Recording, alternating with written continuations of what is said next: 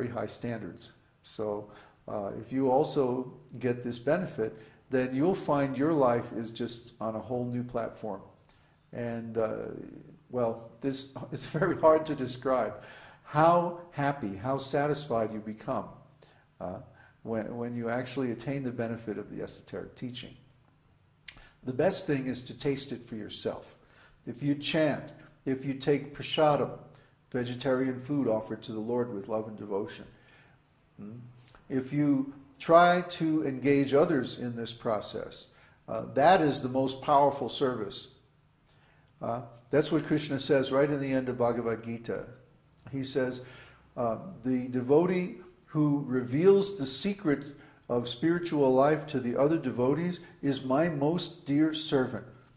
And there'll never be anyone more dear to me than him. So therefore, we should take up this service of helping others to understand this great teaching and become teachers of it ourselves. That's what we recommend, because we found that since we did this, we're very, very happy, very satisfied, even in external life. What to speak of internally. So we implore you to start a group or talk to your friends, refer them to the website, bring them into the forums, have them post their questions, we'll get back to them, have them watch the videos, listen to the podcasts. This will help them tremendously. Even if they don't understand it, even if they have a bunch of questions afterwards, that's all right, that gives you something to talk about.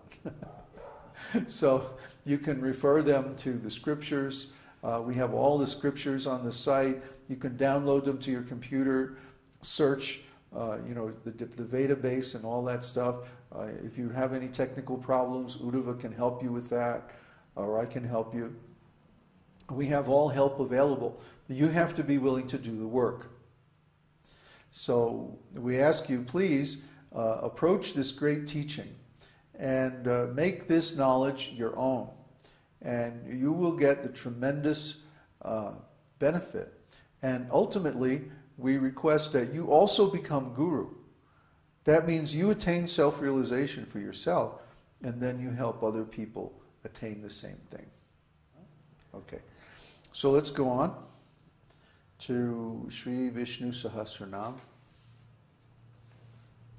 18 and 19.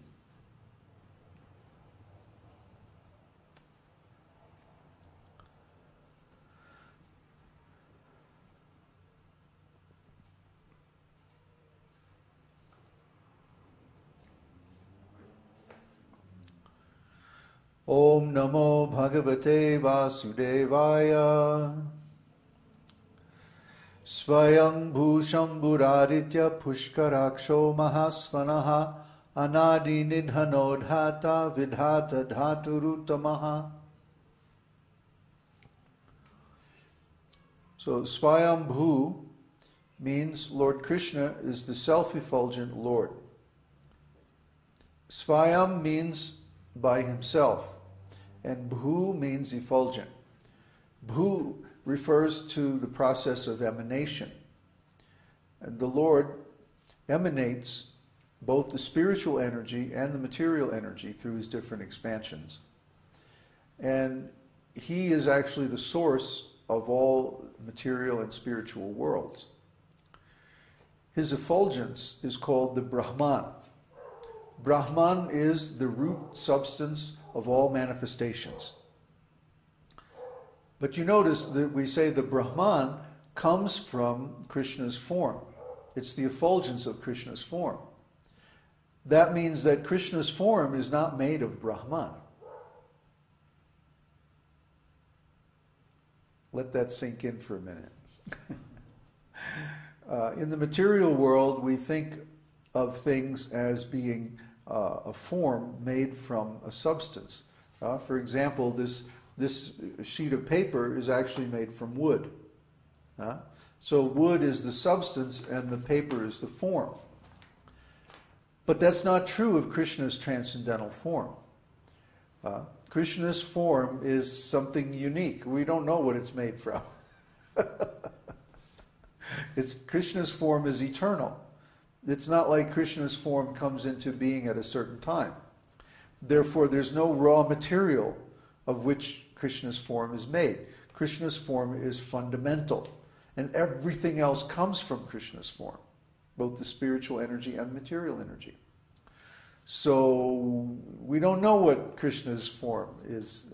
It's not possible for us to comprehend it, except it's very, very beautiful.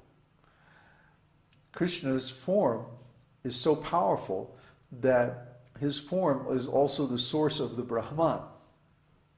The Brahman is his personal bodily effulgence.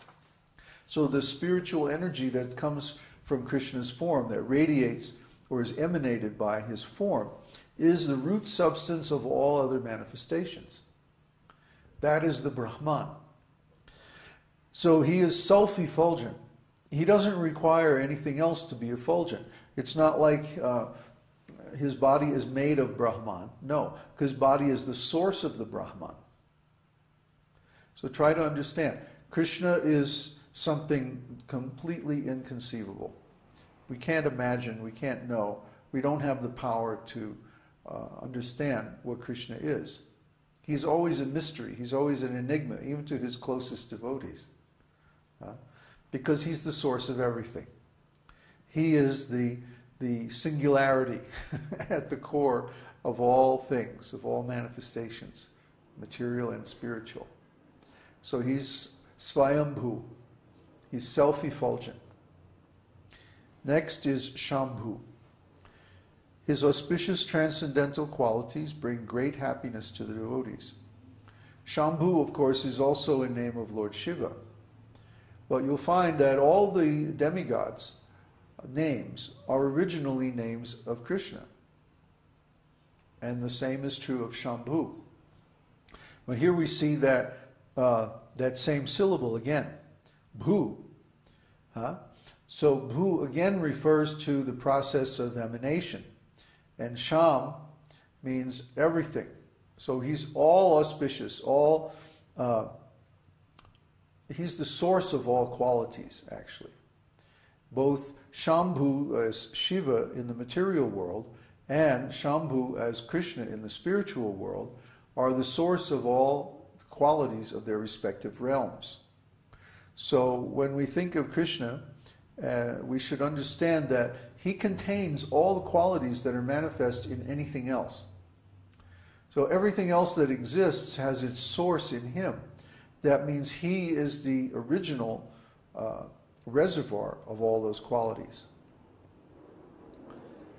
The next one is Aditya. Aditya refers to Aditi. Aditi is the mother of the demigods. There are two sisters, Diti and Aditi. Diti is the mother of the demons, and Aditi is the mother of the demigods.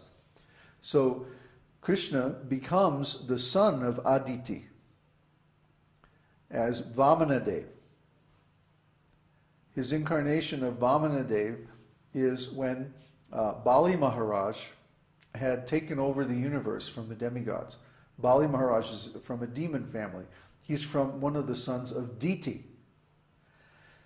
And then Vamanadev took birth as one of the sons of Aditi. And that way he became the brother of Indra, the younger brother of Indra. Indra is one of the sons of Aditi. And so when Vamana appeared, he appeared as the son of Aditi. And then he went to Indra's planet, where Bali Maharaj had even taken over the throne of Indra and the palace and everything, kicked Indra out. And the demons are so intelligent, you know. And the spiritual master of the demons is Shukracharya. Shukra, of course, is Venus. So the philosophy of the demons is eat, drink, and be merry. Celebrate life. Enjoy. And then when you're satisfied, we'll have a little spiritual life. Of course, we never get to the point where we're satisfied, so that means we don't have really any spiritual life. This was exactly my experience in the USA, except, of course, at Neville's place, because he's a devotee. But the other people I stayed with out in California, oh my God, there's a constant material engagement. No real spiritual life. Huh? So this is the lifestyle of the demons. And this is the philosophy of Shukracharya, who is the spiritual master of the demons. So when Vamanadev came to Bali Maharaj, he came as a Brahmana. And of course, the Kshatriyas, the kings, are supposed to give charity to the Brahmanas. So Vamanadev approached Bali Maharaj and he said, please give me 3 steps of land. Now this is a traditional Vedic thing. 3 steps of land means enough room to sit down and meditate. The Brahmanas, their business is to sit down and meditate on the Lord and to cultivate